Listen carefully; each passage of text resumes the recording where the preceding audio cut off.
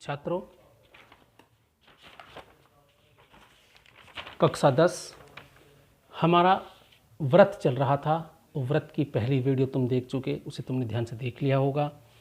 तो अब हम व्रत की, ये हमारी वीडियो नंबर 2 है। ये हमारी वीडियो नंबर 2 है। हमारा व्रत चल रहा था सर्कल, और अब हम एक्सरसाइज लेते हैं 10.1। तो इसका एक क्वेश्चन है।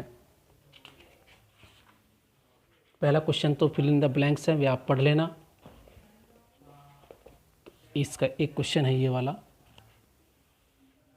और इसे मैं करके दिखाता हूँ। 5 सेंटीमीटर त्रिज्या वाले एक वृत्त के बिंदु P पर स्पर्श रेखा PQ O से जाने वाली एक रेखा से बिंदु Q पर मिलती है। OQ equal to 12 centimetre. तो PQ की लंबाई क्या है? तो हमारे पास एक वृत्त है 5 सेंटीमीटर त्रिज्या का। ये एक वृत्त है, ये इस वृत्त का केंद्र है O। इसकी त्रिज्या, जो वृत्त की त्रिज्या प्रश्न में तुम्हें दी है, प्रश्न अनुसार वृत्त की त्रिज्या है 5 सेंटीमीटर। तो छात्रों, ये हमारा है क्वेश्चन नंबर 2, एक्सरसाइज 10.1 का। तो एक वृत्त के बिंदु P पर हमने ये बिंदु P लिया, और इस P से हमने एक स्पर्श रेखा खींच दी। ये P है। तो छात्रों, इससे स्पर्श रेखा खींच दी तो देखो ये हमारे पास क्या हुई, त्रिज्या हुई। देखो ध्यान रहे, ये स्पर्श रेखा है, ये स्पर्श बिंदु और त्रिज्या को मिलाने वाला क्या हुआ, रेखाखंड, और ये सदैव इस पर लंब होता है। ये एक्सरसाइज हम जानते हैं। तो हम जानते हैं, तो ये मैंने इस पे एक बिंदु लिया कोई Q, तो P पर स्पर्श रेखा PQ केंद्र O से जाने वाली बिंदु Q पर मिलती है। तो इसने यहाँ OQ वहाँ में 12 सेंटीमीटर दिया है। तो प्रश्नानुसार OQ जो है हमारे पास 12 सेंटीमीटर है। तो PQ स्पर्श रेखा है और OP त्रिज्या है। तो हम पढ़ चुके, तो OP लंब PQ, ये हमारे पास थ्योरम्स थी, हम जानते हैं। तो ये 90 डिग्री हो गया। ये हमारे पास इसका कर्ण हो गया। इसकी OP त्रिज्या है, ये 5 सेंटीमीटर होगी, क्योंकि OP वृत्त की त्रिज्या है। क्योंकि OP क्या है, वो त्रिज्या है, और प्रश्न अनुसार 5 सेंटीमीटर है।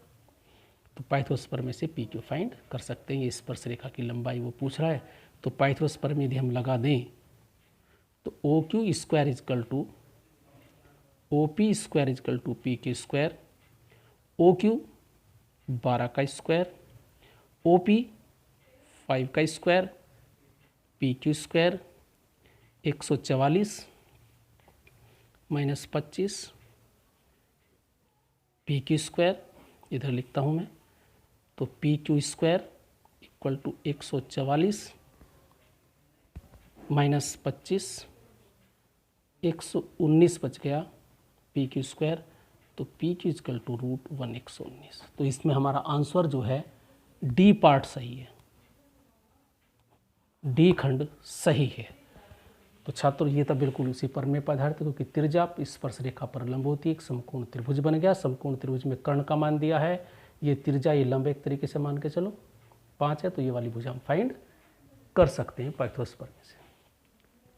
तो छात्रों, अब हम बताते हैं, अब आपको अगर हम ये देखें, अगर तुम्हें एक बिंदु कहीं दिया गया है, तो एक बिंदु से कितनी स्पर्श रेखाएं वृत्त पर खींची जा सकती हैं। तो छात्रों, तो थोड़ा सा अब और डिटेल देखें। हमारे पास एक वृत्त है, समझने की कोशिश करना, बहुत आसान सवाल है, प्रश्न है। अब एक बिंदु है, 3 स्थिति हो सकती है बिंदु कहाँ है। पहली है, जो बिंदु है हमारे पास वो वृत्त के अंदर हो सकता है। दूसरा, वृत्त पर हो सकता है। तीसरा वृत्त के बाहर हो सकता है। क्लियर? अगर बिंदु वृत्त के अंदर है तो छात्रों कोई स्पर्श रेखा नहीं खींची जा सकती। अगर मैं यहाँ स्पर्श रेखा की संख्या लिखूं, अगर बिंदु वृत्त के अंदर है तो स्पर्श रेखा की जो संख्या है वो 0, कोई स्पर्श रेखा नहीं खींचा सकती। अभी हमने डिस्कस किया था इससे पहले वाली वीडियो में, अगर वृत्त पर है तो केवल एक स्पर्श रेखा खींची जा सकती है अगर वृत्त पर स्थित है। अगर वृत्त के बाहर है, मान लो बाहर कहीं भी है, तो छात्रों याद कर ले 2 स्पर्श रेखा हो सकती है। तो बाह्य बिंदु से यदि वृत्त के बाहर कोई बिंदु है तो उस पर 2 स्पर्श रेखाएं खींची जा सकती हैं। तो बाह्य बिंदु से वृत्त पर खींची गई स्पर्शियों की संख्या 2 होती है। वृत्त पर स्थित बिंदुओं की संख्या, वृत्त पर स्थित यदि बिंदु है तो केवल एक स्पर्श रेखा हो सकती है, और वृत्त के अंदर यदि कोई बिंदु है तो कोई भी किसी प्रकार की स्पर्श रेखा नहीं खींची जा सकती है। तो छात्रों अब और देखो, जो बाह्य बिंदु से जो स्पर्श रेखाएं खींची जाएंगी वे 2 होंगी और उनकी जो लंबाइयां होंगी वो समान होंगी। तो ये हमारी अब नेक्स्ट प्रमेय है, जो नेक्स्ट वीडियो होगी। तो ये हमारी वीडियो नंबर 2 थी। तो हमने इसमें बताया कि वृत्त के बाह्य बिंदु से वृत्त की 2 स्पर्शियाँ खींची जाती हैं। अब हम अगली नेक्स्ट वीडियो में प्रूव करेंगे कि वे लंबाई में बराबर होती हैं। तो छात्रों इस वीडियो को ध्यान से देखें। Thank you. हैव